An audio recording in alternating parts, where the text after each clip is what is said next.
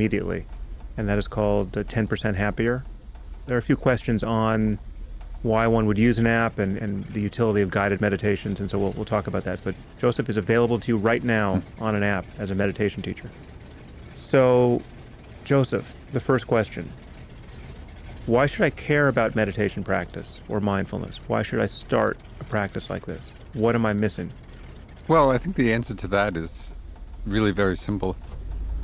The first time when I went to India when I was looking for a teacher, ended up in India, Bodh Gaya. That's where the place the Buddha was enlightened. And I met my first teacher there, and he said something very simple to me the first time I met him. And I think it conveys the underlying reason why we meditate. He said, if you want to understand your mind, sit down and observe it. And I just appreciated the simplicity of that. There was nothing to join, no rituals, no ceremonies. It's just the simple understanding that understanding ourselves is possible. It's very pragmatic and very simple, and there is a methodology for doing it. In that understanding of ourselves, we begin to see what creates suffering in our lives and what brings greater happiness and peace. And when we see that, we can make wiser choices. And as we make wiser choices, we become happier. And as we become happier, we make wiser choices in our lives. So it becomes a spiral of greater fulfillment and greater ease. So you would say there's a direct connection between understanding the nature of your mind and in particular being able to observe its character moment to moment and actually living a wiser life and making better decisions that translate into your own happiness or ceasing to suffer unnecessarily. Well, definitely. I mean, because we're all a mixture. You know, we all have a whole range of skillful and unskillful thoughts, and we begin to see very directly, without an intermediary, you know, the kinds of thoughts and feelings and emotions that are productive of suffering for ourselves and others. You know, we feel greedy or angry or envious or jealous or, you know, a lot of what are called the afflictive emotions. We can see directly and feel directly their nature, and we say, oh, this would be good to let go of. And we see those kind of thought patterns and emotions that are actually happiness producing. But this is not theoretical. You know, that's the beauty of meditation. That it's not theoretical. It's not just following what we read in the book. We're actually experiencing for ourselves the nature of these thoughts, of these emotions.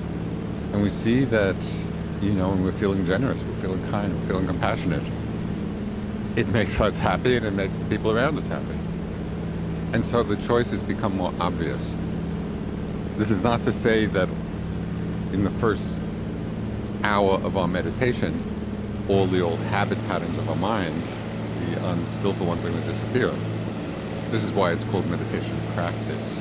You know, it takes a repeated seeing and learning to effect the transformation. Well, can you say something about how being able to observe the nature of your own thoughts and emotions and reactions, merely being able to observe it translates into being able to change course in any way? That's not intuitively obvious that would be the case. It happens, I think, in a couple of ways. In one very obvious way, we begin to see the difference between being lost in a thought pattern, where we're just carried away in a train of association, you know, and we're just lost in the thought, in all the emotions involved with it, and it can be lost for a short period of time, can be lost for a really long period of time. We see the difference between that and being mindful that the thought and emotion are present. So this is a huge understanding, because before people begin some kind of introspection, you know, some kind of meditative discipline, mostly we're just lost in and acting out whatever particular pattern of thoughts and emotions are there. With meditation or with mindfulness, we're actually beginning to observe the fact that they're there as they're happening. And so that gives us a little space, gives us the possibility of not being carried away by them. And in that space, we have the choice. Do I want to build on this? Do I want to follow this, or do I want to let it go? So that's one way the mindfulness gives us that freedom. Second way is what we actually learn from being mindful. And one of the things we learn is that all of these thoughts, emotions, and everything else are impermanent. That they're there, and they're there for some time, and then they disappear. And even though we all know this intellectually, we don't live it as if we know it. You know, we take our thoughts and emotions to be so stable in who we are. So seeing the impermanence of them again and again and again begins to loosen the bonds of attachment to them. It's interesting to be precise in describing just how much of a change this is experientially when you really grasp the impermanence of an emotion like anger, say. So how long would you say you could stay angry without being lost in thought about the reasons why you should be angry? So you're thinking about an argument you just had, say, and you're not aware of that thought arising. So you're identified with a thought, you're lost in the thought, you're getting angry, and now, because you know how to practice mindfulness, you notice a thought as a thought, right? You unhook from, you're no longer identified with that bit of language or image in your mind. And the emotion of anger is still present because it's a matter of physiology. It arose and it takes some time to subside. It has some sort of half-life. Most people are walking around with the impression that it's possible to stay angry for hours or even days, right? How long would you think you could be angry if you were not subsequently lost in the next train of thought? I think not very long. Generally, when people are not watching their minds this carefully, may not be realizing that there's a pretty continual stream of thoughts that's feeding the anger. You know, so we may catch a thought or two, see it, release a little bit, and maybe feel an easing of the anger, and then 10 seconds later or a minute later, another thought comes, you know, which triggers the emotion again.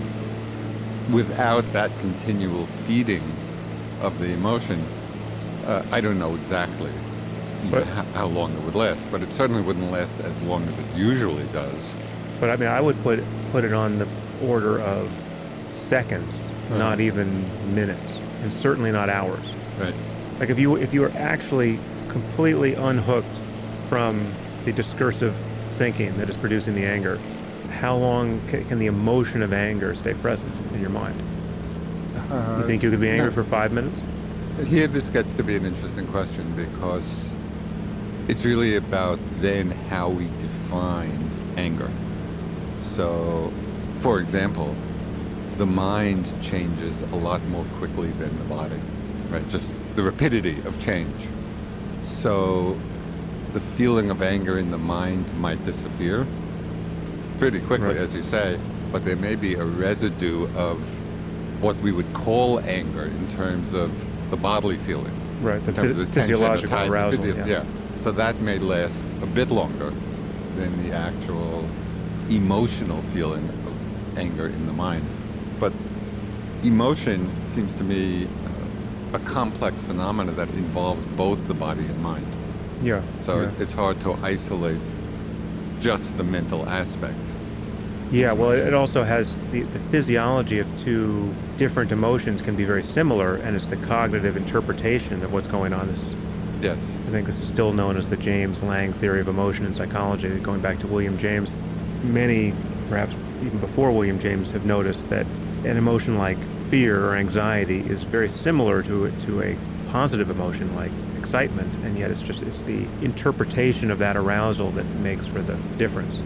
So when you're no longer interpreting, and then you just feel pure physiology, in my experience at that moment, as you say, it goes to the question of what is an emotion, what is anger in this case.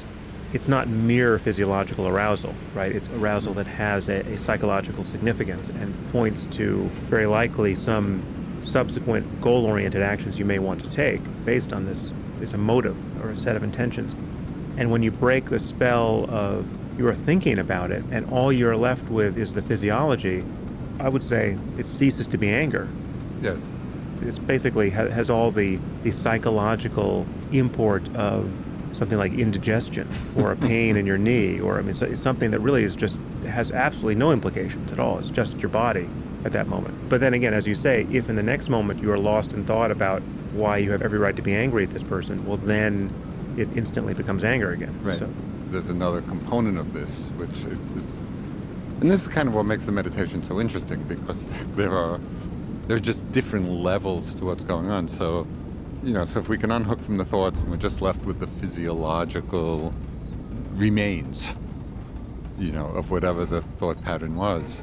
So then the question becomes, how are we relating to those physical energetic sensations? If they're unpleasant, we may no longer be feeling anger towards the content of our previous thoughts, but we may be feeling, we could say, aversion to the unpleasant sensations that are the residue. So that becomes another level to look at.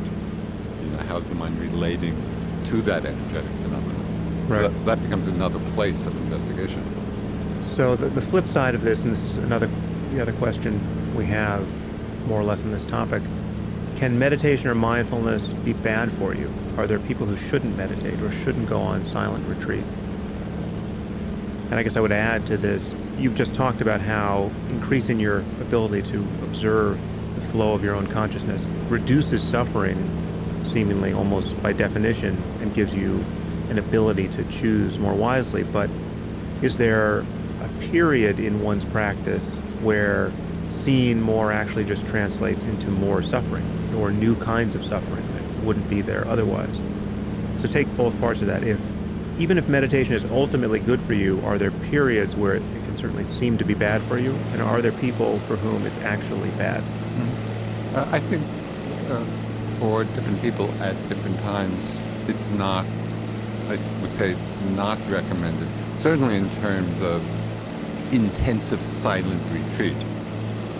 So something might be good in short doses, but in larger doses may not be helpful. For example, if somebody is really suffering from a deep depression, the isolation of a meditation retreat where people are in silence and not talking, that might be counterproductive.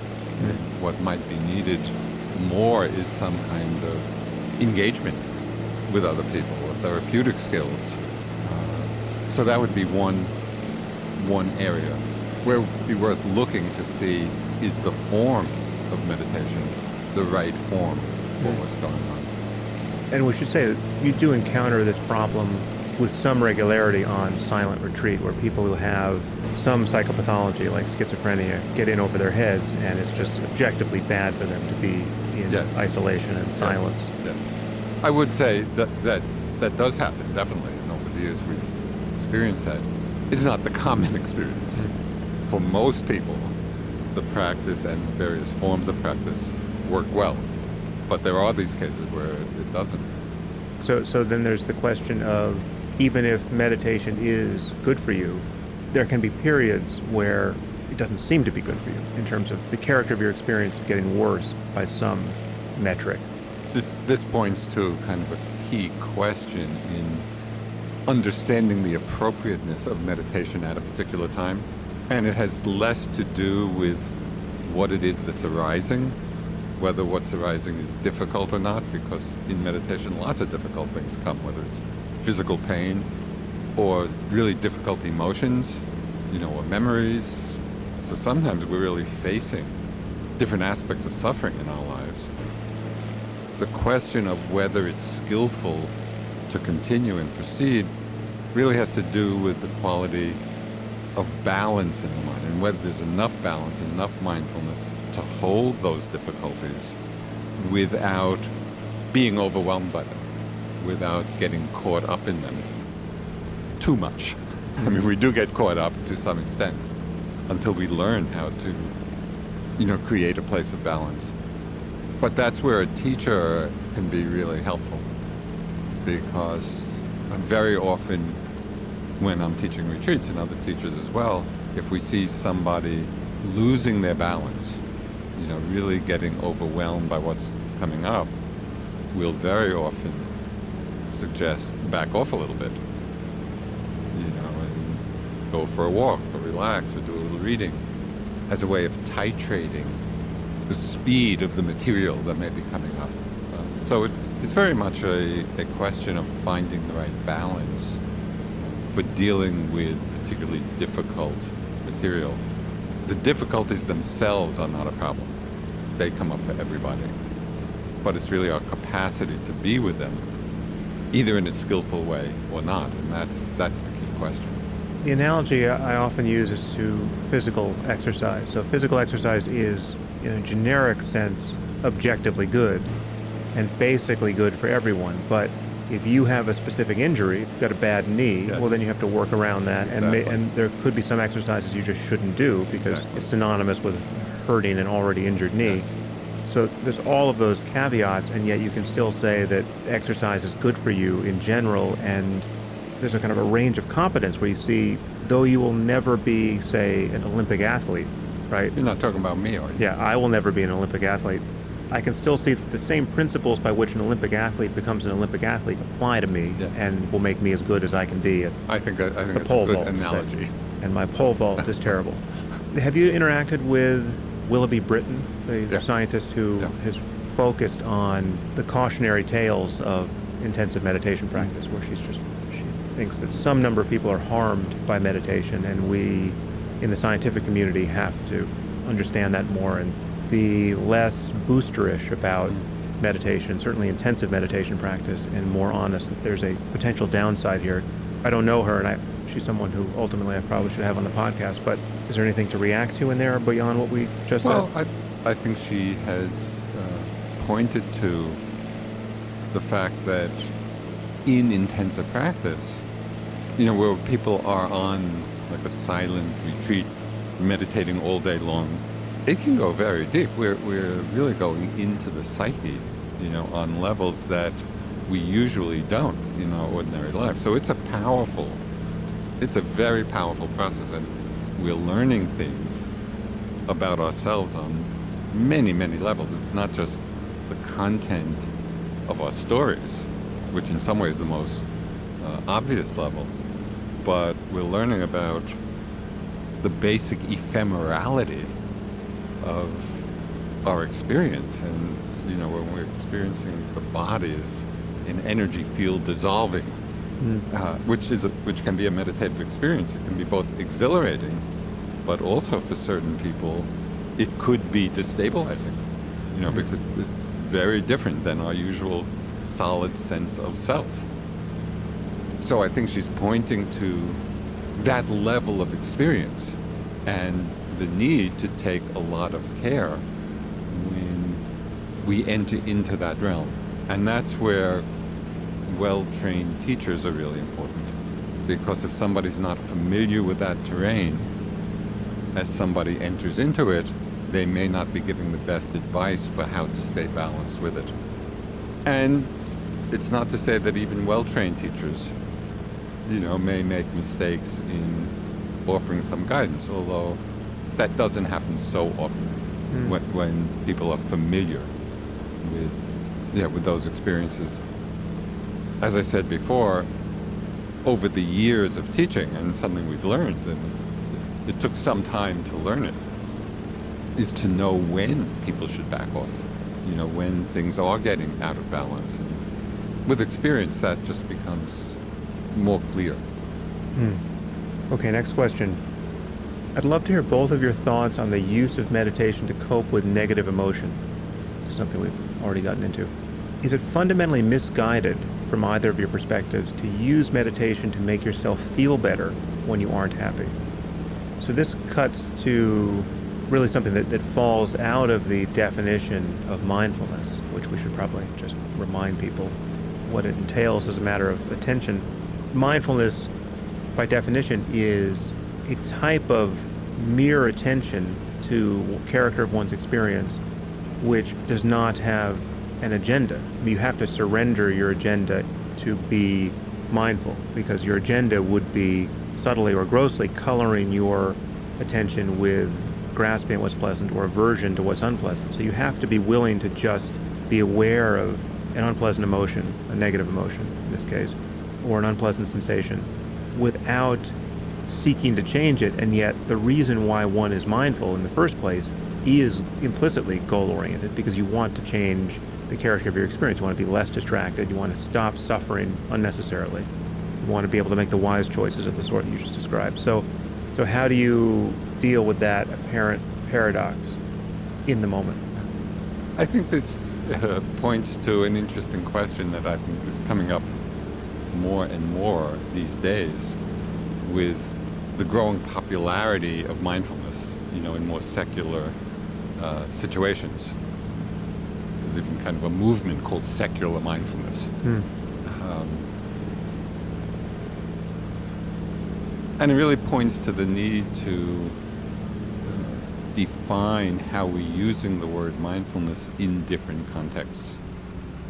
Because in the ordinary way it's being used now, broadly speaking, I think one could define it in the way you suggested of just paying attention in the moment, being undistracted, coming back when you lost.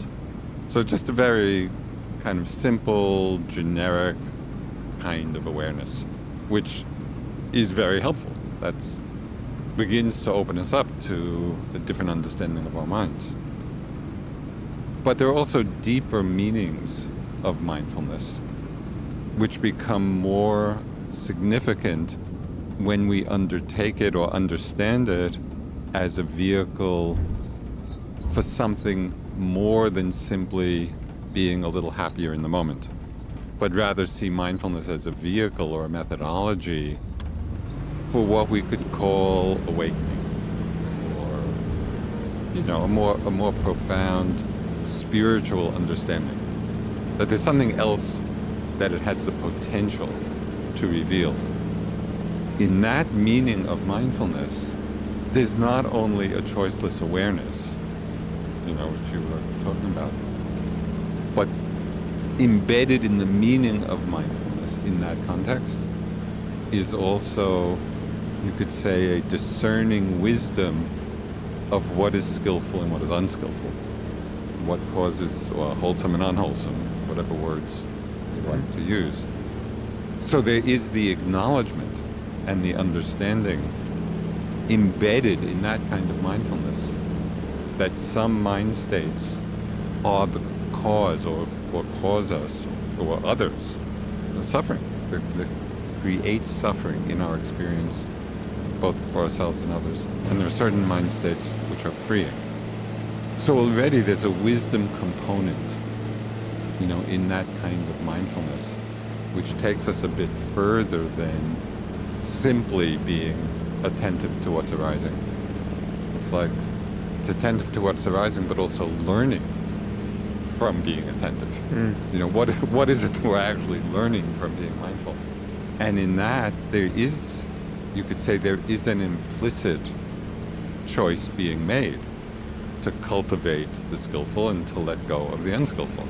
Except in the moment, there's another level there where the choicelessness is actually the deeper insight, in that if you can truly be mindful of the anger, say, that was there a moment ago as anger because you were identified with thought and not being mindful, if you're truly mindful in the next moment, then you realize that anger is just as good an object of mindfulness, or the residue of anger is just as good an object of mindfulness as anything else, including a skillful emotion. This is the phrase "one taste" Yes. in the Tibetan tradition. Yes. So the agenda goes away in that moment of mindfulness. Yes. It's almost like, I'm not sure I remember this correctly, so you might clarify it if I don't, but that Zen teaching about, in the beginning, trees are trees and rivers are rivers. First there is a mountain, then and then there is no mountain, then there is. It's his Donovan song. Yeah. There was first a Zen teaching, then it was a Donovan song. Yeah. So things are, first we see them as being ordinary. Yeah. So that's the first kind of attention. We're just seeing things arise without this discernment. Then we're seeing them with a discernment of what's skillful and unskillful. And through seeing that, we drop into the level you just described, where we're experiencing everything as being empty, empty of substance, and therefore equal in that sense. It's very few people who can jump to and sustain that level. There's a whole foundation of understanding that makes that possible. And I think in all the meditative traditions, that's understood in the Tibetan tradition, and certainly in the Theravada tradition. There are practices which help to stabilize that deeper level. Right. So in the beginning of virtually any tradition, I wouldn't say every, but certainly most, there's an acknowledgement that there are certain classically positive mental states that are a better foundation for exploring than the classically negative mental states that just entangle you in your own neurotic misadventures. Exactly. And that discernment actually provides the motivation for going deeper, Right. for going to the other level. Because if one is not seeing that, why do anything? And this is, I think, a cautionary note. It's very easy to bypass. Sometimes people talk about emotional bypass, and they jump to a level where, everything's empty, it doesn't matter. There's also, you could call it a meditative bypass. Everything is equal, therefore it doesn't matter what I do. Right. Or what kinds of thoughts are being cultivated. But that's missing an important piece. Even though we eventually come to the place of what you called more taste, that comes through a very clear discernment, of what on another level we see, this is helpful, this is wholesome, this is not. I think the bypass, and I've seen this, in various, meditators and communities, where people can justify unwholesome actions with the rubric, it's all empty. Yeah. Well, you can see some film footage of Rajneesh's community and get a sense of where that leads.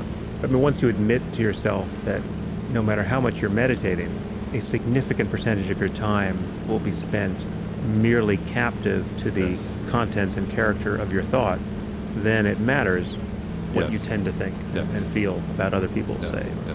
the kinds of relationships you form on that basis, and all the rest. So I just want to jump in here for a minute. I think that's why it's important and acknowledged, as you say, in most meditative spiritual traditions, that there needs to be an ethical foundation to the practice. Because until the mind is extremely well trained, we do get lost in the conditioning, of our habit patterns. And so we will be acting out both the more positive and more negative thought patterns and emotional patterns. Having an explicit ethical foundation becomes another kind of support and protection. So as we're about to do something, maybe we're about to lie, or to speak unskillfully. If we have in our minds, no, this is unethical. This is a harmful action. Right. Just that, in that moment can become a reminder to actually pay attention. Say more about speaking unskillfully. Obviously, that's a term of art or jargon within Buddhism. What are the range of things that covers? I love talking about this because this is a practice that, for everybody, can have such a tremendous impact in our lives, mostly because we speak a lot. We get up in the morning and we spend most of the day, or a good part of the day, speaking. I think very few people actually pay attention before they speak to what they're going to say. And I've certainly seen this in myself enough times, where words seem to just come tumbling out in the enthusiasm, one way or another, of the moment. Also, the intention behind what they're saying. Well, exactly. Why are they saying that? Exactly. Very often there is a motivation to divide, or to cause harm in some way, or to speak what is untrue. But one of my favorites, which it amuses me to see it, is what in the Buddhist tradition is called useless talk, where it serves no purpose. And the word in Pali, which is the ancient language of India, that a lot of the texts are written in. The Pali word for useless talk, it's really onomatopoeia, because the Pali word is sampapalapa. Mm-hmm. So it sounds just like what it is. Right. And very often I'll be in a conversation, with friends or a group of people, and just see the urge to say something that is completely useless, and it's just a way of declaring, here I am. That's its only purpose. And when I see that, when I can catch that impulse, see that this is sampapalapa, this is useless, and refrain, it actually feels good. It feels like a conservation of energy. It's not just spilling out, verbal energy.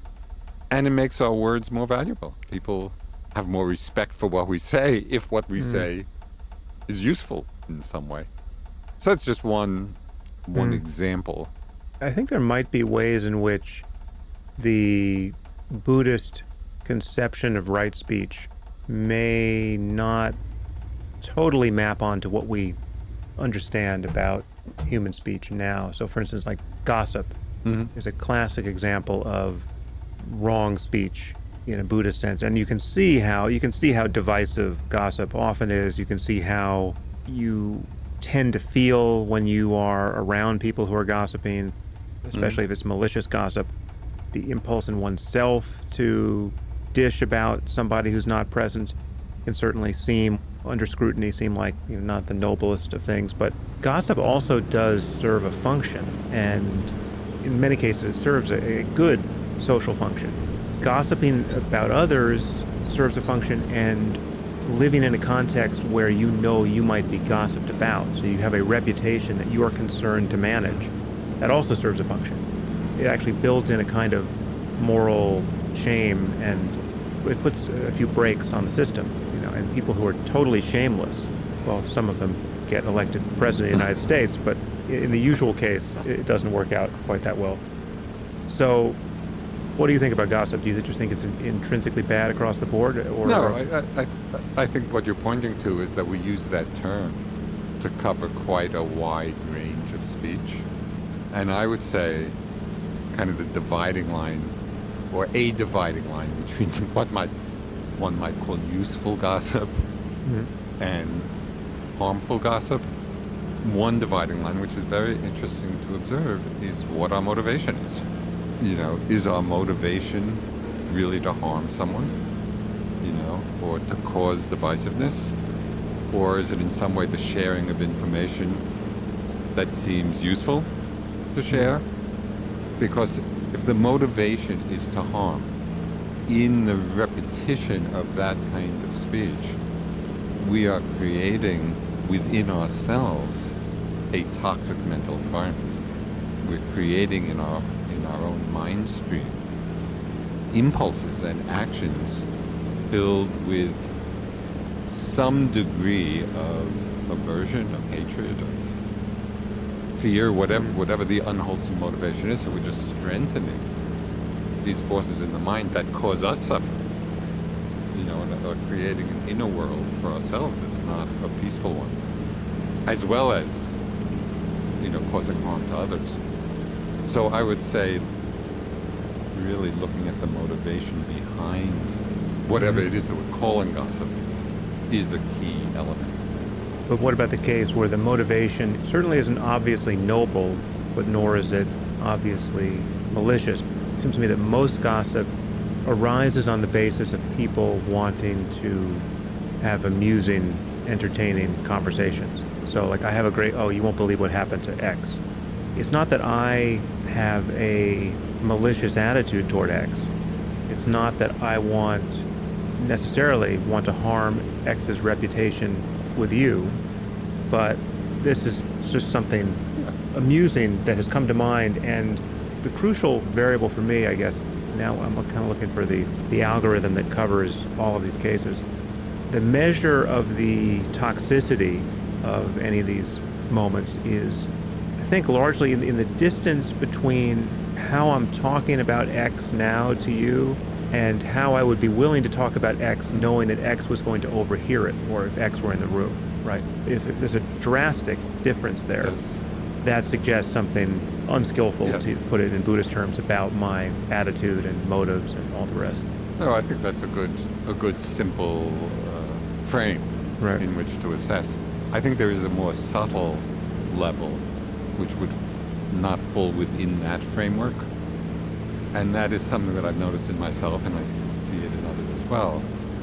Even in what seems like benign, gossip, the kind of example you say, an interesting aspect to pay attention to is whether in some way, whether speaking in that way is coming from or reinforces a sense of self.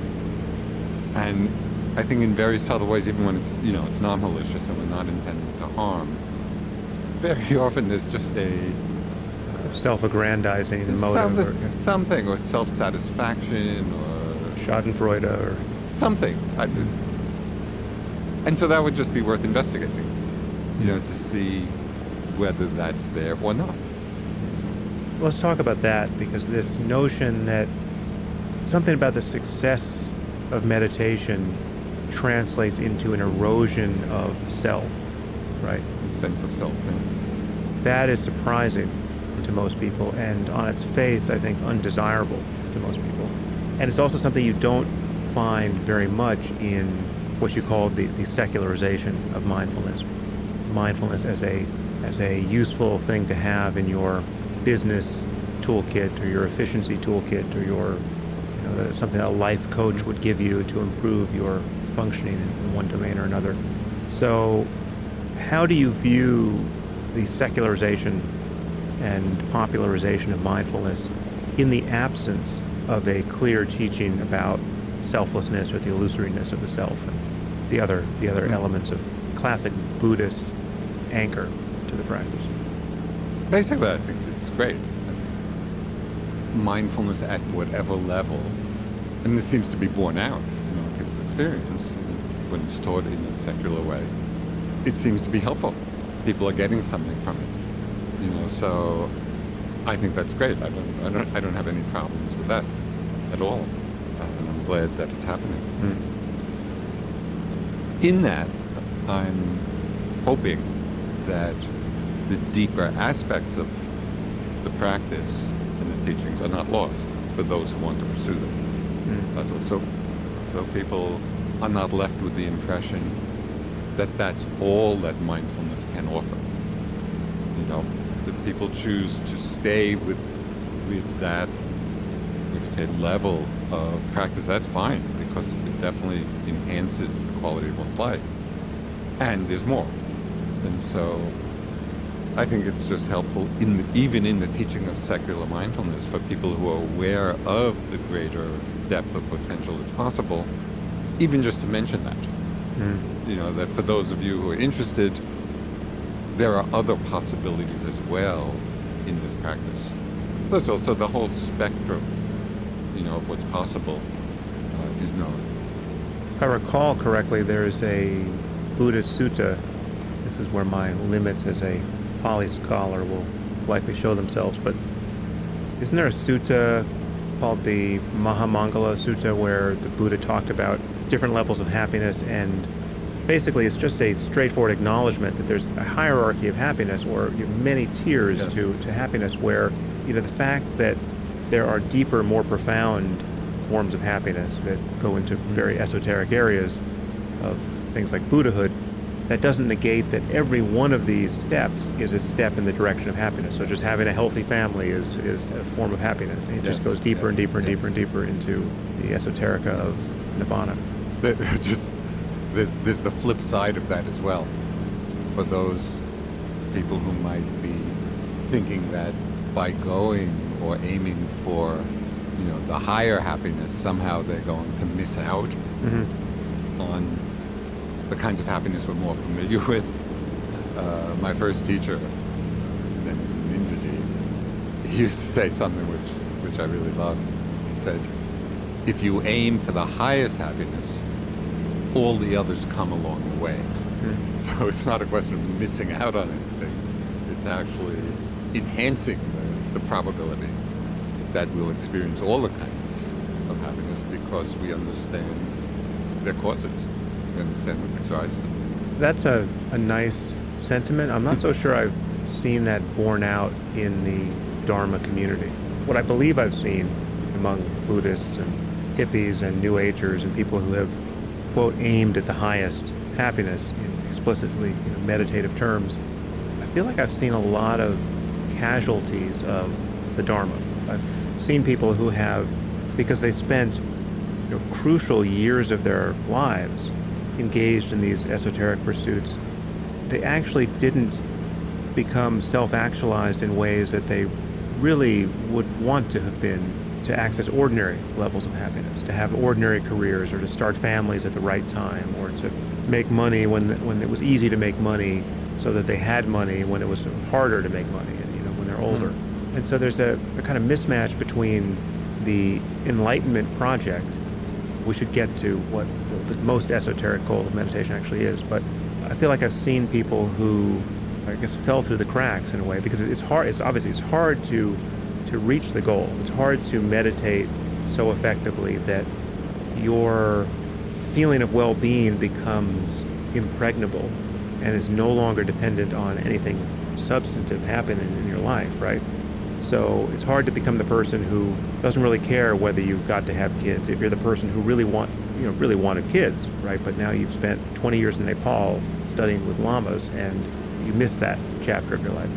So, do you want to say anything about the casualties of the 60s or the Dharma, or any other way you want to frame it?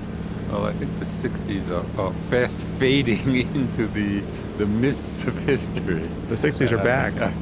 Psychedelics are now being used in science now. I think the point you raised is an important one, in that undertaking a path of practice in the way that you talked about really requires, or is helped by, a certain level of, you could say, emotional maturity or understanding and realistic assessment, both of one's life, one's opportunities, one's aspirations, one's goals, and to somehow integrate all of that in one's decision. So there are many ways to practice, and even in the Buddhist time, many lay people practiced and achieved high levels of realization. So if there is that strong wish to both go as deep as possible, in a spiritual path, and also live a fulfilled, say, worldly life, it's helpful to know that about oneself. And so then one makes the choices appropriate to that. And it may not be going off for 20 years to Nepal. We may be doing intensive practice in ways that fit into the more worldly aspirations. But it's really no different than, somebody who just has this thirst or hunger or passion to become an artist. And they devote years of their life to their art. And they may never be a Rembrandt, and they may end up in a worldly situation that's not so successful in worldly terms. But they have fulfilled that side of themselves. And so I think it's the same thing. Some people have a passion for this kind of practice and are willing to say, okay, whatever comes will come from it. Right. And as I said, other people may also be very dedicated but want to be more inclusive of other aspects of their lives. So I think both are really possible. And there'll be some people who make mistakes, who make the wrong choice, which happens in every arena. Let's talk about this concept of realization. You just used that term, enlightenment. I guess an earlier stage could be called awakening. What do these words mean, and how do you explain them to someone who hasn't had any experience in meditation? I think the simplest and most pragmatic way of understanding it, and I think we probably have talked about this before in previous discussions, but I find this just the most down-to-earth way of understanding it, rather than some great mystical experience, is the mind free of those patterns and tendencies that cause suffering, like in traditional Buddhism, of greed and hatred and delusion. So we could say enlightenment is the mind free of those forces. Now this can be interpreted in two ways. We've talked about this, in fact, just last night.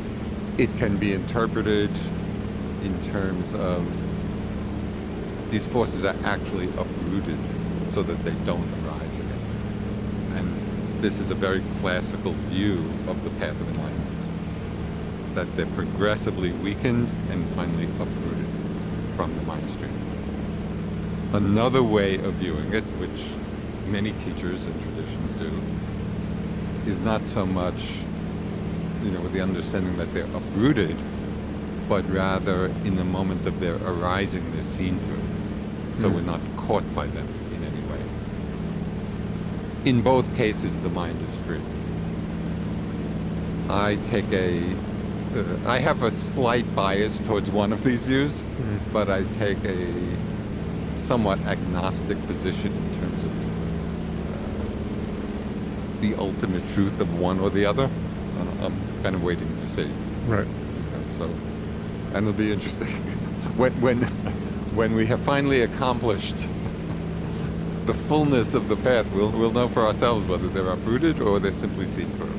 Let's drill down on that a little bit more. So, what does uprooting mean in your experience? What can you say firsthand that you have uprooted so that you know it's possible to uproot such a thing?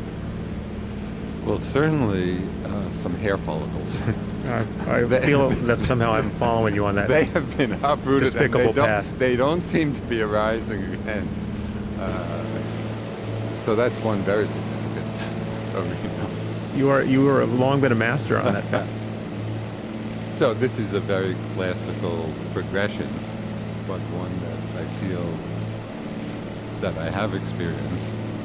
The first stage in this process, the deeply rooted view or conception of self, that there is some